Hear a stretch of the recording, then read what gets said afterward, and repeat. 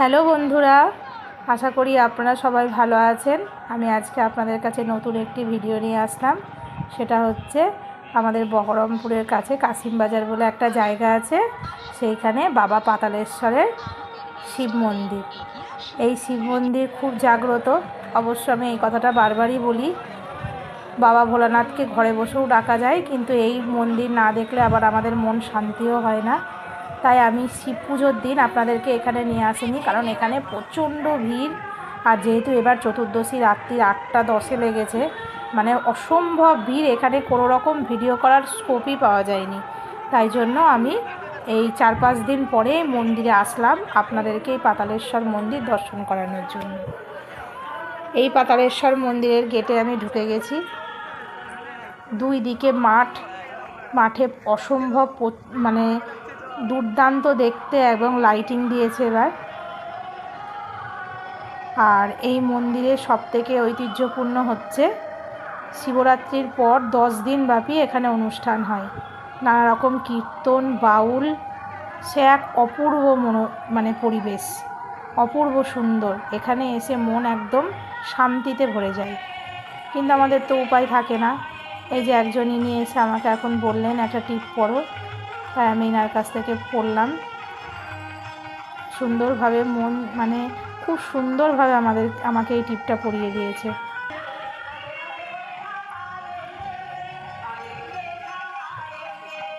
আর এখানে বলি যে রবিবার হচ্ছে সমস্ত মানে প্রচুর এখানে মহাপ্রসাদের আয়োজন করা হয়। সকাল 10টা কিংবা 12টা থেকে শুরু হয়, একদম রাত্রির 12টা অবধি সবাই এখানে প্রসাদ গ্রহণ করতে আসে। সুন্দর একদম ভালো, একবারে মানে পুলিশ প্রশাসন দিয়ে কোনো মানে মারামারি হুড়োহুড়ি কিছু নেই। সুন্দরভাবে এখানে গেটে লাইন দিয়ে ঢুকে প্রসাদ গ্রহণ করা যায়। আর এই যে আমরা মন্দিরের মধ্যে চলে এসেছি। ওই দেখুন ওখানে কীর্তন হচ্ছে। আমি অনেকক্ষণ ইনার কীর্তন শুনেছি। অপূর্ব সুন্দর গান করছেন ইনি।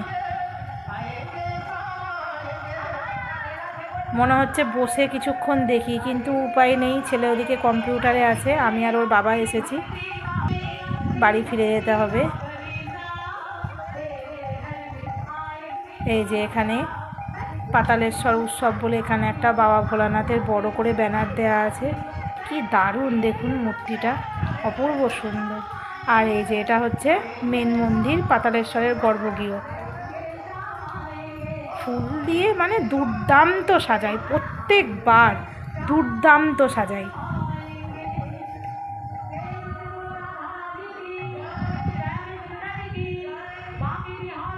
একে একে এই মন্দিরে একটু প্রবেশ করে দেখব।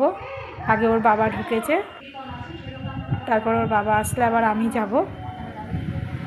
এই দেখুন আপনাদেরকে এই গর্ভগৃহ আমি এবার দেখাচ্ছি। এই যে বাবা ভোলানাথের শিবলিঙ্গ হচ্ছে এই যে এইখানে।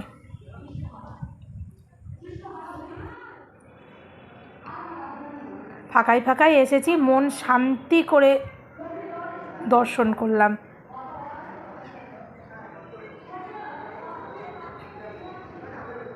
কি সুন্দর দেখুন, দুর্দান্ত সাজিয়েছে ভিতরটাও। বেরিয়ে এসেছি, ভিড় নেই তা বলবো না, ভালোই ভিড় ছিল। যাই হোক, সবাইকেই তো দেখার একটা সুবিধা করে দিতে হবে, তাই একে একে প্রণাম করে সবাই বেরিয়ে আসছে। আর বাইরে হচ্ছে দুই দিকে দুটো ঠাকুর আছে, একটা হচ্ছে গণেশ মূর্তি, আর এই পাশে হচ্ছে আপনার মা মনসা দেবী। আর ওটা হচ্ছে আপনার, আর ওখানে যজ্ঞ হয়েছিল। এই যে আমার বরের দর্শন হয়ে গেছে, বাবা ভোলানাথ এবার বেরিয়ে এসেছে। এবার দুজন মিলে একটু মন্দিরের পিছনটা আপনাদেরকে দেখিয়ে নিয়ে আসি, চলুন। এই যে মন্দিরের পিছনে কিন্তু এখানে হচ্ছে কাটিগঙ্গা আছে। এখন সিঁড়ি দিয়ে নেমে আপনাদেরকে দেখালাম না, এখন এই ওপর দিয়েই দেখাচ্ছি। এই দেখুন এটা হচ্ছে কাটিগঙ্গা। কাটিগঙ্গা নাম হয়েছে এই কারণেই, গঙ্গা এখান থেকে দিক পরিবর্তন করেছে, গঙ্গা দিক পরিবর্তন করেছে বলেই এইটার নাম হয়েছে কাটিগঙ্গা। অন্ধকার হয়ে গেছে তাই আপনাদেরকে বেশি কিছু দেখাতে পারলাম না, আমি ওপর থেকে এই ভিডিওটা করেছি। আর এই যে শিব মন্দিরটা তো আপনাদেরকে ঘুরিয়ে পুরো দেখিয়ে দিলাম। আবার এই এক সাইড দিয়ে ঘুরে আবার এখানে এসেছি, সেই কীর্তন এখনও হবে, অনেক রাত পর্যন্তই হয়। মানে আমি এই মন্দিরের যে এখন যে সুন্দর অপূর্ব দৃশ্য কীর্তন, এটা আমি আপনাদেরকে ভাষায় বলে আর কি প্রকাশই করতে পারছি না। এত সুন্দর জায়গা আমাদের এই পাতালেশ্বর। আমরা বাইরে বেরিয়ে এসেছি, এবার একটু পাঁপড়, একটু চপ মুড়ি একটু খেয়ে নেব, তার জন্য নিয়েও নিলাম। খাওয়া দাওয়া হয়ে গেছে, এবার আমরা বাড়ির দিকে রওনা দেব। আর এখানে রবি ঠাকুরের একটা কালী মূর্তি আছে, কালী মন্দির আছে এর ভেতরে, এখানে বিয়ে হয় আর কি, বিয়ে হয় প্রত্যেক বছর কালী পুজোতে, বিশাল বড় অনুষ্ঠান হয়। আপনারা যদি এই ভিডিওটি ভালো লেগে থাকে তাহলে আমাকে একটা লাইক, শেয়ার আর কমেন্ট করবেন। ভালো থাকবেন, সুস্থ থাকবেন, সাবধানে থাকবেন। ধন্যবাদ।